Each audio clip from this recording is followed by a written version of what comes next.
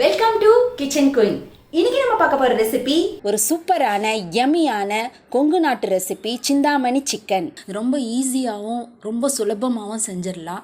இதுக்கு இன்க்ரீடியன்ஸும் ரொம்ப தேவைப்படாது, ரொம்ப டேஸ்ட்டாகவும் இருக்கும். ஒரு 10-20 நிமிஷத்தில் சிக்கன் வேகிற டைம் தான் செஞ்சிடலாம். நம்ம இது எப்படி செய்கிறதுன்றதை நம்ம பார்க்கலாம். இந்த வீடியோவை நீங்கள் ஃபுல்லாக ஸ்கிப் பண்ணாமல் பார்த்தீங்கன்னா இது எப்படி செய்கிறதுன்னு உங்களுக்கு நல்லாவே புரியும். நீங்களும் கண்டிப்பாக உங்களுக்கு செஞ்சு பார்க்கறதுக்கு உதவும். பேனில் எண்ணெய் ஊற்றிக்கோங்க, நல்லெண்ணெய் ஊற்றிக்கோங்க. எப்போவுமே சிக்கன் செய்யும்போது நல்லெண்ணெய் ஊற்றினா நல்லாயிருக்கும். சோம்பு ஒரு ஸ்பூன் போட்டிருக்கேன். சோம்பு நல்லா பொரிஞ்சதும் சின்ன வெங்காயம் 1/4 கிலோ சின்ன வெங்காயம் பாதியாக கட் பண்ணி வச்சுருக்கேன். இப்போ நல்லா பொரிஞ்சதும் இப்போ நான் வெங்காயத்தை சேர்த்துட்றேன். சேர்த்துட்டு வெங்காயம் நல்லா வதங்கட்டும். இந்த டிஷ்ஷுக்கு நீங்கள் சின்ன வெங்காயம் தான் யூஸ் பண்ணணும். சின்ன வெங்காயம் யூஸ் பண்ண தான் இந்த டிஷ்ஷுக்கு ஒரு டேஸ்ட் கொடுக்கும். இதோடைய ஸ்பெஷாலிட்டியே அதுதான். வெங்காயம் நல்லா வதங்கினதும் 1 ஸ்பூன் இஞ்சி பூண்டு பேஸ்ட் போட்டு அதையும் நல்லா பச்சை வாசனை போகிறது வரைக்கும் நல்லா வதக்கி விட்டுருங்க. நல்லா கடாயில் ஒட்டாமல் நல்லா இந்த மாதிரி வதக்கி விட்டுட்டு இப்போ நம்ம இது காரத்துக்கு நம்ம வேறு எதுவும் சேர்க்க போகிறது கிடையாது. காஞ்ச மிளகாய் மட்டும்தான் சேர்க்க போகிறோம். நான் 1/2 கிலோ சிக்கன் எடுத்துருக்கேன். அதனால் 12 காஞ்ச மிளகாய் விதையெல்லாம் எடுத்துகிட்டு இந்த மாதிரி பாதியாக கிள்ளி வச்சுருக்கேன். அதை இப்போ இதில் சேர்த்துடுறேன். 1/2 கிலோ சிக்கனுக்கு 12 காஞ்ச மிளகாய் போதுமானது. நீங்கள் இன்னும் ரொம்ப காரம் தூக்கலாக சாப்பிட்றவங்களா இருந்தால் கூட 2 காஞ்ச மிளகாவை ஆட் பண்ணிக்கலாம். ஆனால் விதையெல்லாம் எடுத்துகிட்டு இந்த மாதிரி நீங்கள் கட் பண்ணி போட்டுக்கோங்க.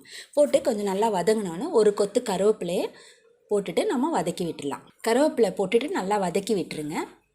இப்போ சிக்கன் நம்ம நார்மலி தயிர், உப்பு, மஞ்சத்தூள் போட்டு மேரினேட் பண்ணி செஞ்சோம்னா ரொம்ப நல்லாயிருக்கும்.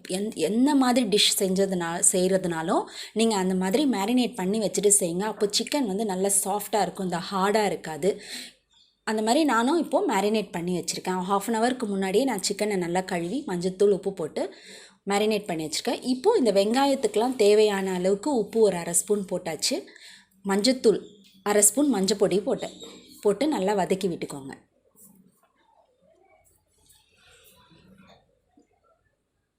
நல்லா வதக்கி விட்டுட்டு இப்போ நம்ம சிக்கனை இதில் சேர்க்க போகிறோம். பார்த்திங்களா, நான் மஞ்சத்தூள், உப்பு, தயிர் போட்டு மேரினேட் பண்ணி வச்சுருக்கேன். அதனால தான் அது மஞ்சளாக தெரியுது. போட்டுட்டு நல்லா கிளறிடுங்க. இதுக்கு நம்ம பட்டை, லவங்கமோ இல்லை கறி மசாலாவோ கரம் மசாலாவோ எதுவுமே போடலை. நம்ம வெறும் இஞ்சி பூண்டு, காஞ்ச மிளகாய், வெங்காயம் மட்டும் தான் நம்ம போட்டிருக்கோம். வேறு எந்த மசாலாவும் போடலை. இது ஒரு உங்களுக்கு டிஃப்ரெண்ட்டான ஒரு டிஷ்ஷாக இருக்கும். அந்த சின்ன வெங்காயத்தோட ஸ்மெல்லு, அந்த காஞ்ச மிளகாய் ஸ்மெல்லு சாப்பிட்றதுக்கு ஒரு மாதிரி உங்களுக்கு டிஃப்ரெண்ட்டாக இருக்கும். நார்மலி நம்ம எப்போவுமே சிக்கன் தொக்கு, சிக்கன் வறுவல் அந்த மாதிரி செஞ்சு சாப்பிடும்போது இது ஒரு நாள் செஞ்சிங்கன்னா இது ரொம்ப உங்களுக்கு டிஃப்ரெண்ட்டாக இருக்கும். இது நம்ம எப்போவுமே இதோட ரேஷியோ என்னென்னா 1/2 கிலோ சிக்கன் எடுத்திங்கன்னா 1/4 கிலோ சின்ன வெங்காயம் எடுத்துக்கணும், 12 காஞ்ச மிளகாய் எடுத்துக்கணும். அதுதான் இதனுடைய அளவு. நம்ம மூடி போட்டு வேக வைக்கலாம். ஏன்னா இதுக்கு நம்ம தண்ணியே ஊற்ற போகிறதில்ல. அதோட தண்ணியிலே தான் இது வெந்துக்கிட்டு இருக்குது.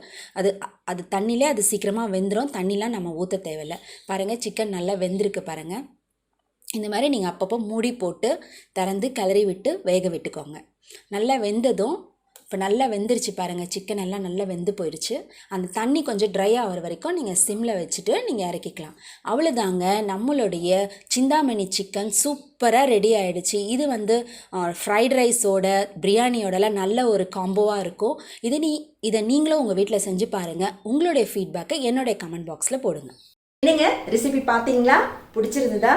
சூப்பராக இருந்துச்சா? உங்கள் எல்லாருக்கும் ஒரு சின்ன ரெக்வஸ்ட். அது என்னென்னா, என்னுடைய பேஜை லைக் பண்ணுங்கள், கமெண்ட் பண்ணுங்கள், ஷேர் பண்ணுங்கள். மீண்டும் உங்களை அடுத்த ரெசிபியில் சந்திக்கிறேன். Until then, bye.